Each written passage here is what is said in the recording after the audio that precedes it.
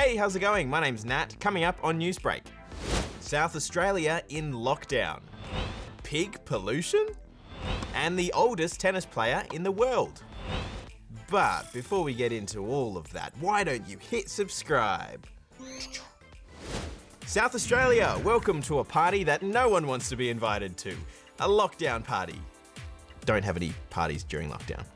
Yep, from 6 PM tonight, South Australians will go into a 7-day lockdown in response to a new COVID outbreak.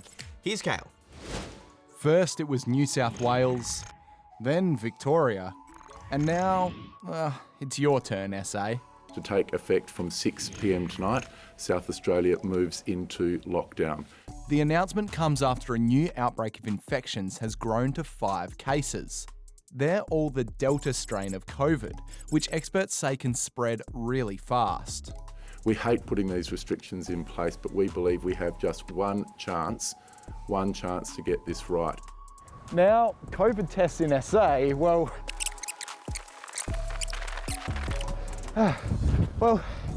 they've really ramped up. And starting tomorrow, schools will close too. I feel okay about it. It's not too bad. We do schoolwork at home, so it's not very different from what we normally do.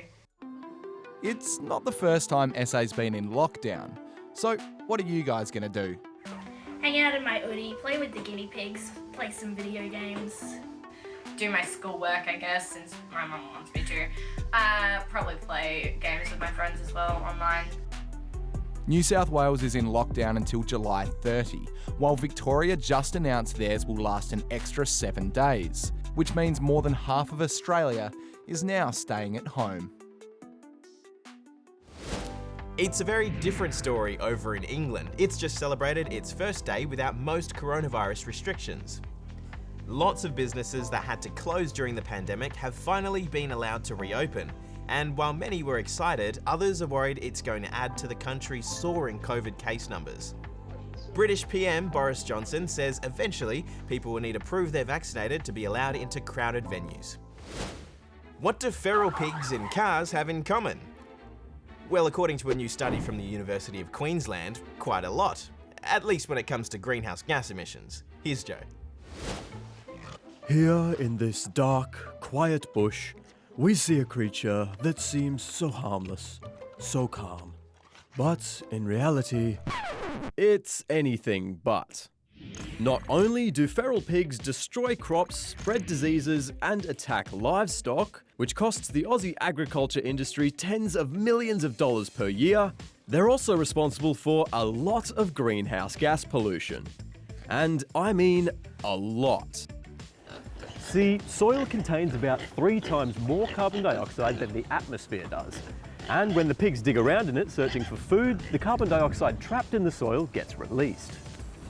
And researchers have found that across the globe, pigs are responsible for releasing 4.9 million tonnes of CO2 annually, which is the same as about 1.1 million of these. We were surprised. We're as conservative as we could be with this analysis. In Australia, the soils contain a lot of carbon, especially in tropical regions, and so this is definitely concerning. There are millions of feral pigs in Australia. And for a while now, governments have been putting a lot of money towards stopping their spread. And this is, well, just one more reason to get this big problem under control. It's going to require a tremendous amount of collaboration and cooperation across government agencies, natural resource management groups, indigenous groups, working together to achieve a common goal. Right now, you're the oldest you've ever been and the youngest you'll ever be again. Eleanor Roosevelt once said that. And it couldn't be truer for these next stories. At just 12 years old, Hend Zaza is set to become the youngest athlete competing at the Tokyo Olympics. She lives in Syria and has been training every day leading up to the event. She's expected to go up against athletes twice her age, but with that sort of determination, I reckon she's in with a shot.